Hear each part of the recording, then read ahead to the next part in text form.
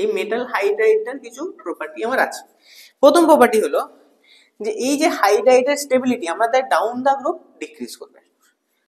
এলাই অনেক কষ্টে বন্ড ভেঙে যায়, এইখান থেকে হাইড্রোজেন কি খুব সহজে বেরিয়ে যাবে। আচ্ছা হাইড্রোজেন যদি বেরোয় এইচ মাইনাসে বেরোতে, তো এই যে এইচ এর মাইনাসটা আছে এইটাই তো রিডিউস করবে অন্যকে।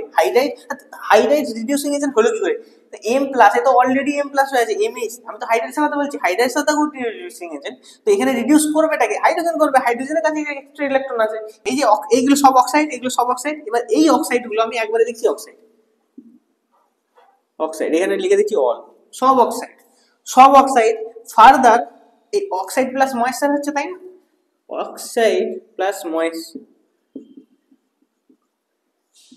অক্সাইড যখন এই ময়েশ্চারের সাথে রিঅ্যাক্ট করবে এরা হাইড্রোক্সাইড ক্রিয়েট করবে, কারণ ময়েশ্চারে কি থাকে, নরমালি তো ওয়াটার পার্টিকেলসই থাকে, তাই না।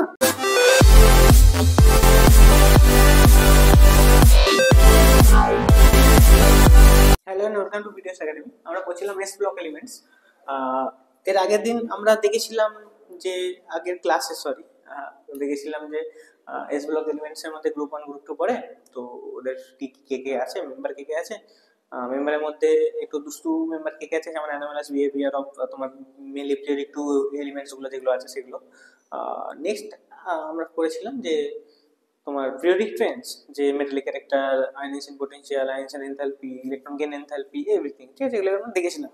আজকের দিন আমরা যেটা করব সেটা হচ্ছে কেমিক্যাল প্রপার্টিজ। ফিজিক্যাল প্রপার্টিজ আগের দিন আমরা করেছি, আজকে আমরা করব কেমিক্যাল প্রপার্টিজ।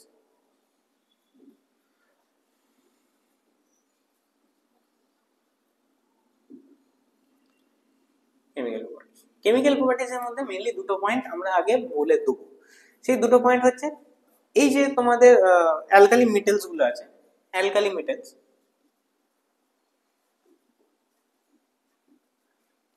ঠিক আছে, এই মেটালস গুলো জেনারেলি খুব রিঅ্যাক্টিভ হয়, ঠিক আছে। এই অ্যালকালি মেটালস গুলো are generally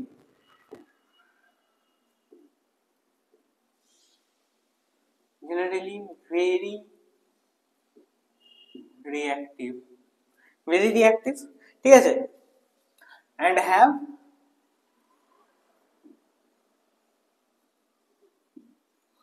low ionization enthalpy, ঠিক আছে।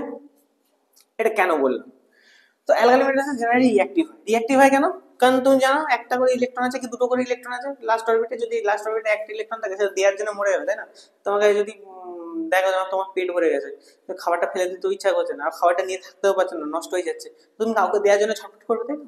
তো যখন একটা ইলেকট্রন এক্সট্রা থাকে, তুমি জানো এই একটা ইলেকট্রন দিয়ে দিলেই আমি স্টেবল হয়ে যাব, তো তুমি দেওয়ার জন্যই ছটফট করবে।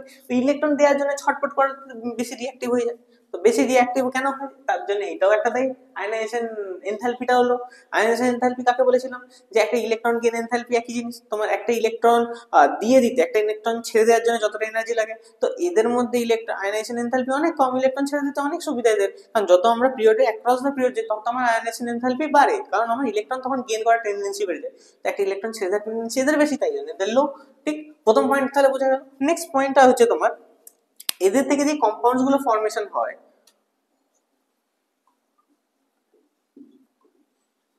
compound formed by these metals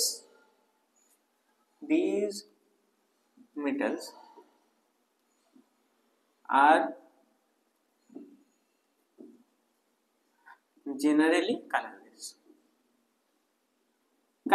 generally colorless হয়, ঠিক আছে, কালারলেস তো হয়। আর একটা হচ্ছে compounds formed by these metal are generally diamagnetic,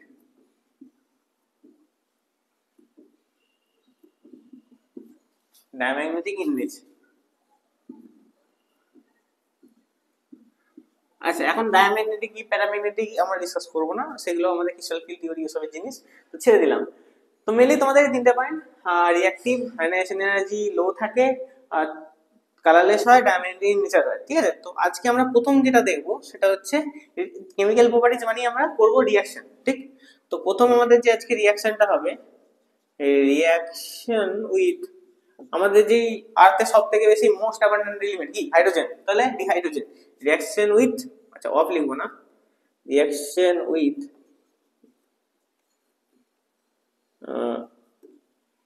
ডিহাইড্রোজেন H2,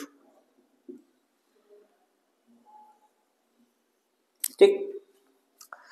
আচ্ছা মেটালস গুলোকে আমরা এই এম এম লিখে দিচ্ছি, এম ফর মেটালস, ঠিক আছে। এম মেটালস মানে ধরো কারো একটা ইলেকট্রন কারো দুটো ইলেকট্রন, সেটা ডিপেন্ড করবে। তো এম লিখে দিচ্ছি আর এদিকে লিখছি হাইড্রোজেন দুটো H2, তাহলে এর জেনারেলি কি ফর্ম হয়, MH ফর্মেশন করে। তাহলে কাজ করো ব্যালেন্সের জন্য এখানে 2m করে দাও, এখানে 2 করে দাও, ব্যাস ঠিক। এবার সমস্যাটা যে MH টা হলো, এমটা কিন্তু প্লাস এক্সিবিট করে, এইচটা কিন্তু মাইনাস এক্সিবিট করে। মানে এইচ হচ্ছে ইলেকট্রন নেয়, এম হচ্ছে ইলেকট্রন ছাড়ে। এইচ হচ্ছে ইলেকট্রন নেয়, এইচ এম হচ্ছে ইলেকট্রন ছেড়ে দেয়, ঠিক আছে। আচ্ছা এবার হচ্ছে এদের কিছু প্রপার্টিজ আছে, এদের কিছু প্রপার্টিজ আছে। প্রথম প্রপার্টি, এই যে তোমার এটা তোমার কি, এটা মেটাল হাইড্রাইড, এটা মেটাল হাইড্রাইড, ঠিক আছে। এই যে হাইড্রাইডটা তোমার তৈরি হলো, এটা আমার একটা মেটাল হাইড্রাইড। এই মেটাল হাইড্রাইডটার কিছু প্রপার্টি আমার আছে। প্রথম প্রপার্টি হলো যে এই যে হাইড্রাইডের স্টেবিলিটি আমরা তার ডাউন দা গ্রুপ ডিক্রিজ করবে। The stability of the hydrides decreases down the group. আচ্ছা কেন ডাউন দি গ্রুপ ডিক্রিজেস করবে, তোমাকে বলেছিলাম আমি শুধু গ্রুপ 1 এর কথাটাই বলছি, ছাড়া আমি আর গ্রুপ 2 এর কথা যাচ্ছি না। লিথিয়াম আছে, সোডিয়াম আছে, পটাশিয়াম আছে, রুবিডিয়াম আছে, সিজিয়াম আছে, ফ্রান্সিয়াম আছে।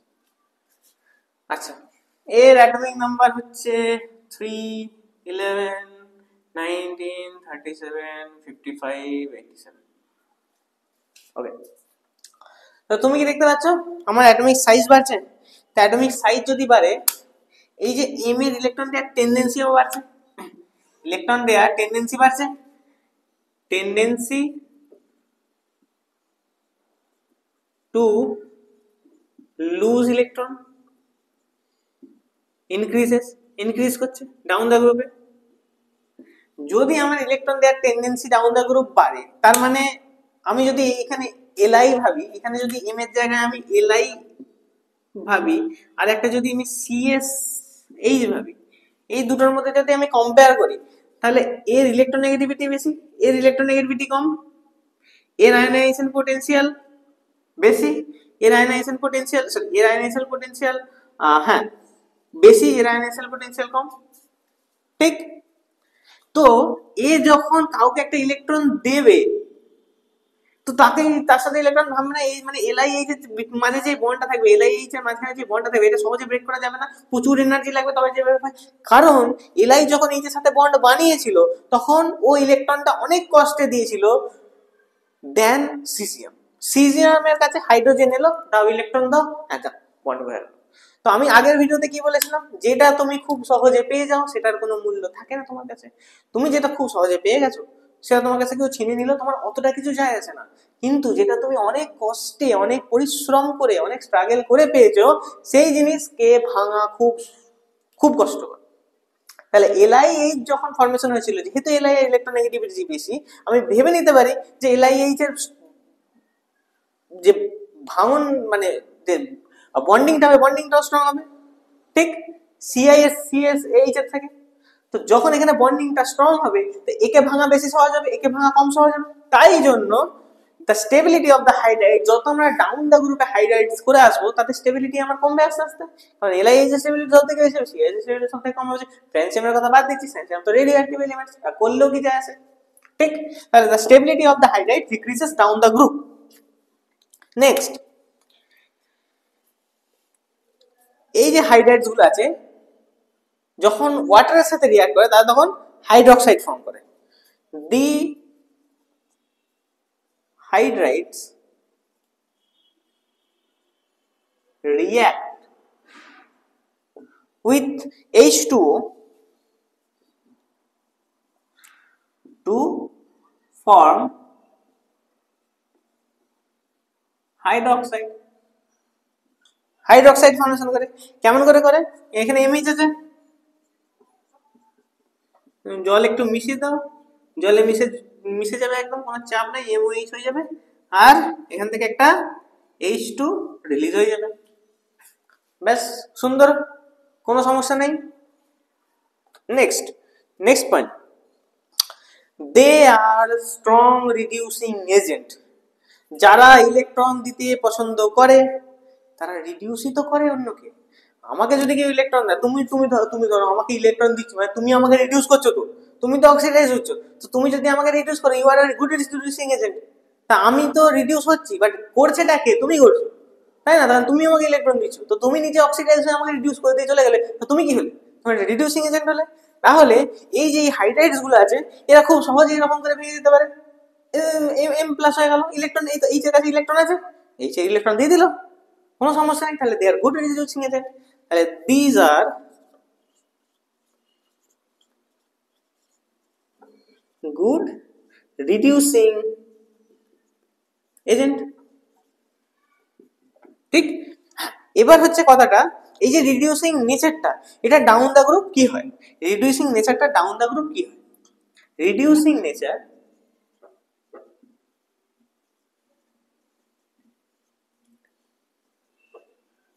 ডাউন দি গ্রুপ, তোমরাই বলো কি হবে, চলো তোমরা ভাবো একটু। এলাই অনেক কষ্টে বর্ণ হয়ে যায়, এইখান থেকে হাইড্রোজেন কি খুব সহজে বেরিয়ে যাবে? আচ্ছা, হাইড্রোজেন যদি বেরোয় H মাইনাস হয়ে বেরোতে, তো এই যে H এর মাইনাসটা আছে, এইটাই তো রিডিউস করবে অন্যকে। হাইড্রাইড, হাইড্রাইড রিডিউসিং এজেন্ট হলো কি করে? এম প্লাস, এ তো অলরেডি এম প্লাস হয়ে আছে, এমএইচ, আমি তো হাইড্রাইডের কথা বলছি, হাইড্রাইডের সাথে গুড রিডিউসিং এজেন্ট। তো এখানে রিডিউস করবেটাকে হাইড্রোজেন করবে, হাইড্রোজেনের কাছে এক্সট্রা ইলেকট্রন আছে, এম তো এম প্লাস হয়ে বেরিয়ে গেল, কোনো সমস্যা নাই, রিডিউস তো হবে হাইড্রোজেনের জন্য। তো হাইড্রোজেনের কাছে ইলেকট্রন দিয়ে, এবার তোমাকে তাহলে দেখতে হবে কে তাড়াতাড়ি হাইড্রোজেন রিলিজ করবে। যে তাড়াতাড়ি হাইড্রোজেন রিলিজ করবে সেই ভালো গুড রিডিউসিং এজেন্ট। এবার তুমি কে তাড়াতাড়ি ভালো হাইড্রোজেন রিলিজ করবে, এইখানে তুমি দেখছো যে নিচের দিক দিয়ে আসছে, আমার স্টেবিলিটি আমার ডাউন হচ্ছে, তো যার স্টেবিলিটি কম সেই তো আগে হাইড্রোজেন রিলিজ করবে। যে বেশি তাড়াতাড়ি হাইড্রোজেন রিলিজ করবে তার স্টেবিলিটি কম, যে হাইড্রোজেন বেশি রিলিজ করবে সেই ভালো রিডিউসিং এজেন্ট। কথার কথা শেষ হয়ে গেল। তাহলে this are good reducing agent, অতি অবশ্যই কোনো সমস্যা নেই, but reducing nature down the group increases. Increases কেন হলো? কারণ এইখানে LiH যদি ফর্ম হয় তাহলে এই Hটা অনেক লেটে বেরোবে, এখানে Hটা খুব তাড়াতাড়ি বেরিয়ে যাবে, তাই তো? ওই জন্য যেখানে তাড়াতাড়ি বেরোবে তারাই তো অন্যকে তাড়াতাড়ি রিডিউস করে, যেটা তো বেরোতেই চাইছে না। ধরো আমি বসে আছি, টাকা দেবে কেউ, টাকা দেবে, টাকা দেবে, টাকা দিচ্ছেই না, দিচ্ছেই না, আমি জিনিসটা কিনতেই পারবো না, তাই কি হলো?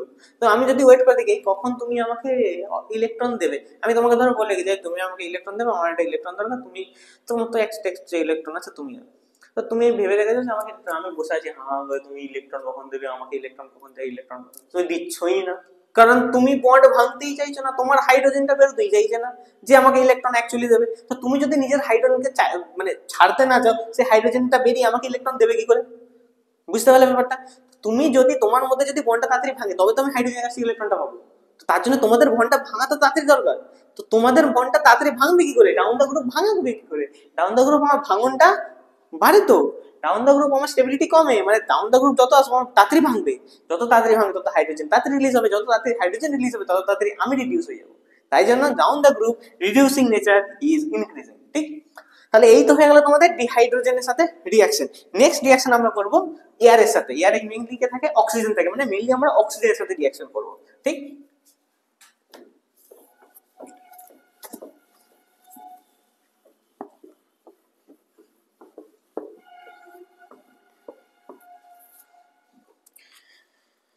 next reaction with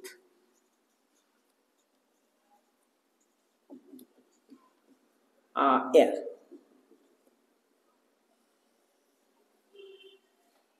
প্রথমে বলে দিই, এই যে গ্রুপ 1 গ্রুপ 2 এলিমেন্টস আছে যেগুলো alkali metal, alkaline, earth metal, এয়ারে আর ওয়াটারে বিরাট রিঅ্যাক্টিভ হয়। এয়ারেতে, হাইড্রোজেনেতে, ওয়াটারে প্রচুর রিঅ্যাক্টিভ হয়, মানে এমন রিঅ্যাক্টিভ বেঁধে রাখতে হয়। পরে বলবো কেমন করে রাখা হয় এদেরকে, ঠিক আছে? আগে রিঅ্যাকশন গুলো দেখে নাও, লাস্টে এটা বলবো যে কেমন করে রাখা হয়, ঠিক আছে? তাহলে নর্মালি আমি লিখবো কোড নেমে লিখবো, যেহেতু আমার কাছে এতগুলো মেটাল আছে তো সবগুলো তো লেখা পসিবল না, তো মেটাল প্লাস এয়ার এয়ারে কে থাকে O2, ঠিক আছে, মেটাল প্লাস এয়ার, এখানে তৈরি হয় তোমার মেটালিক অক্সাইড,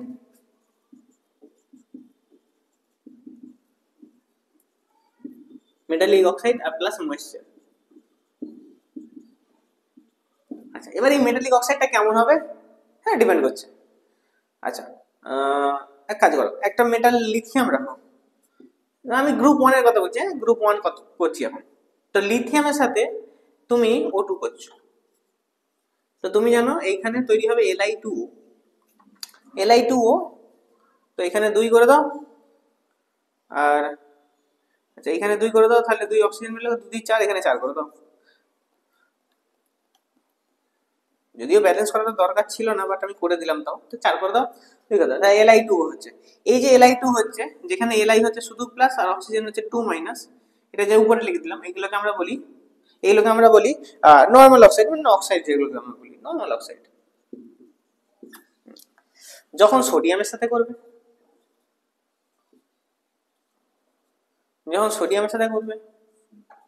তখন Na2O2, 2Na প্লাস O2, এইগুলোকে আমরা বলি পারঅক্সাইড, কারণ এখানে Na+1, এখানে অক্সিজেন -1, ঠিক আছে। আচ্ছা, এবার হচ্ছে N এর সাথে হলো পটাশিয়াম, এবার পটাশিয়াম বাকি বাকি যেগুলো থাকবে এইগুলো আমি M লিখছি, এই M মানে হচ্ছে তোমার পটাশিয়াম, রুবিডিয়াম, সিজিয়াম, এইগুলোর সাথে যখন তোমার O2 মিক্স করবে, তখন এইখানে তোমার হয়ে যাবে MO2, ঠিক আছে, MO2, এইগুলোকে বলছি সুপার অক্সাইড, এগুলোকে আমরা বলবো সুপার অক্সাইড, ঠিক, বোঝা গেল? ওকে। আচ্ছা, এবার এদের কিছু টেন্ডেন্সি আছে, এই যে এইগুলো সব অক্সাইড, এবার এই অক্সাইড গুলো আমি একবারে লিখছি অক্সাইড, এখানে লিখে দিচ্ছি অল, সব অক্সাইড ফার্দার, এই অক্সাইড প্লাস ময়েশ্চার হচ্ছে, তাই না, অক্সাইড প্লাস ময়েশ্চার, অক্সাইড যখন এই ময়েশ্চারের সাথে রিঅ্যাক্ট করবে, এরা হাইড্রোক্সাইড ক্রিয়েট করবে, কারণ ময়েশ্চারে কি থাকে, নরমালি তো ওয়াটার পার্টিকেলসই থাকে, তাই না, তো এরা হাইড্রোক্সাইড ফর্মেশন করে, এরা কি ফর্মেশন করে, আমার হাইড্রোক্সাইড। এবার এই যে হাইড্রোক্সাইড গুলো তৈরি হলো, এদের নেচার কি রকম হবে, এই যে হাইড্রোক্সাইড গুলো তৈরি হলো, এদের নেচার কি রকম হবে? প্রথম নেচার, এই যে হাইড্রোক্সাইড, তারা খুব স্ট্রং বেস হয়, এই হাইড্রোক্সাইডের প্রপার্টিজ বলছি, ঠিক আছে, এগুলো হচ্ছে হাইড্রোক্সাইডের প্রপার্টিজ অফ হাইড্রোক্সাইড, ঠিক আছে, এরা খুবই স্ট্রং বেস হয়, ঠিক আছে। নর্মালি জেনারেলি হোয়াইট ক্রিস্টালাইন সলিডে পাওয়া যায়, হোয়াইট ক্রিস্টালাইন সলিডেতে এক্সিবিট করে, মানে সলিড স্ট্রাকচার একদম ক্রিস্টাল স্ট্রাকচার হবে সেরকম, ঠিক আছে। আর ডাউন দা গ্রুপ এদের বেসিক নেচারটা ইনক্রিজ করবে, ডাউন দি গ্রুপ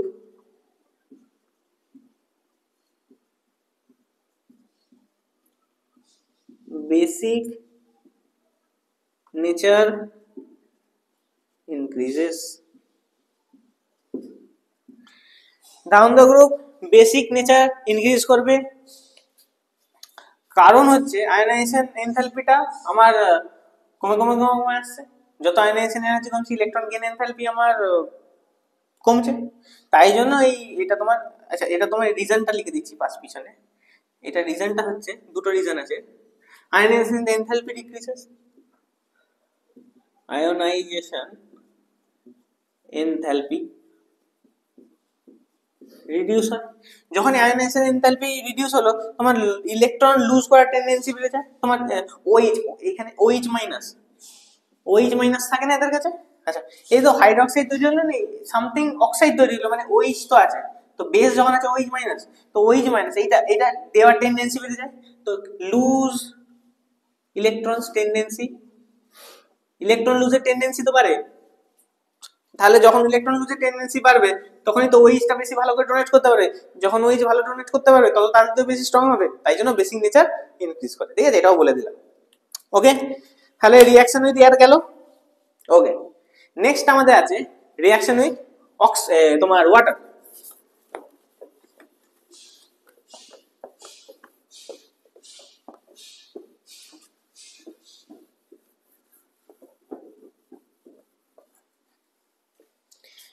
নেক্সট হচ্ছে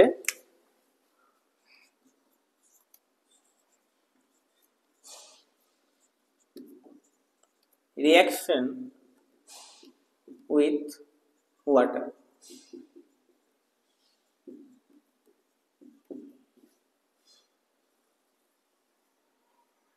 আচ্ছা, তো একই ব্যাপার, যে কোনো মেটাল, অ্যালকালি মেটাল করছি এগুলো আমি, অ্যালকালি মেটাল প্লাস তুমি ওয়াটার দেবে। তো তোমরা জানো হাইড্রোক্সাইডই তৈরি হয়। এখান থেকে অ্যালকালি মেটালকে যদি আমি এম দিয়ে ডিনোট করি, এটাকে আমি যদি এম দিয়ে ডিনোট করি, তাহলে কি হয়, এমওএইচ হয়, এখানে এম প্লাস হয়, ওএইচ মাইনাস হয়, দিয়ে এমওএইচ তৈরি হয়, আর তার সাথে একটুখানি হাইড্রোজেন রিলিজ হয়ে যায়, H2 গ্যাস বেরিয়ে যায়। ঠিক আছে, H2 গ্যাস একটু বেরিয়ে গেল, ঠিক, তার মানে হাইড্রোক্সাইড তৈরি হলো,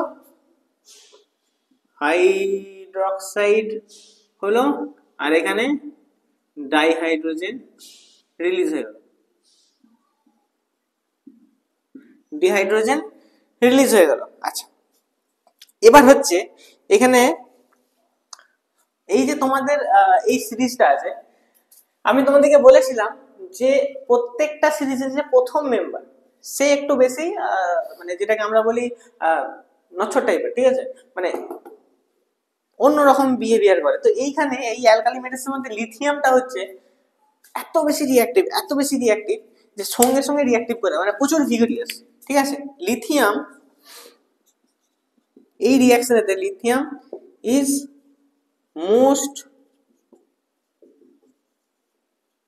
ভিগারাস। তার কারণ হচ্ছে খুব তাড়াতাড়ি রিঅ্যাক্ট করে ফেলে। কেন তাড়াতাড়ি রিঅ্যাক্ট করে? একে তোর স্মল সাইজ আছে আর হাই আয়নাইজেশন এনথালপি আছে। এক তোর স্মল সাইজ আর হাই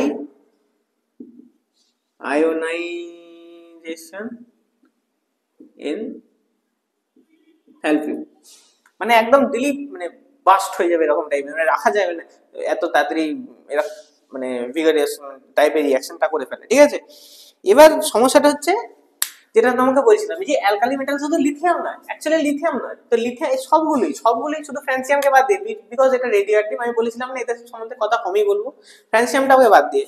তো অ্যালকালি মেটালস জেনারেলি প্রচন্ড রিঅ্যাক্টিভ হয় টুয়ার্ডস ওয়াটার অ্যান্ড অক্সিজেন। ঠিক আছে, কি বললাম, এটা একটা point. Alkali metals are generally very reactive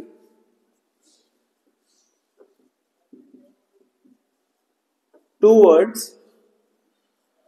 oxygen and water আর অক্সিজেনের সাথে প্রচুর বেশি রিঅ্যাক্টিভ। ঠিক আছে, তার কারণ হচ্ছে হাই রিঅ্যাক্টিভিটি, দুটো কারণ। প্রথম হচ্ছে হাই রিঅ্যাক্টিভিটি, সবারই তো হাই রিঅ্যাক্টিভিটি, আর হচ্ছে তোমার লো আয়োনাইজেশন এনথালপি, হাই রিঅ্যাক্টিভিটি। আর তুমি যদি অ্যাক্রস দা পিরিয়ডে যাও, এদেরই সব থেকে তো লো আয়োনাইজেশন এনথালপি, লো আয়োনাইজেশন পোটেনশিয়াল,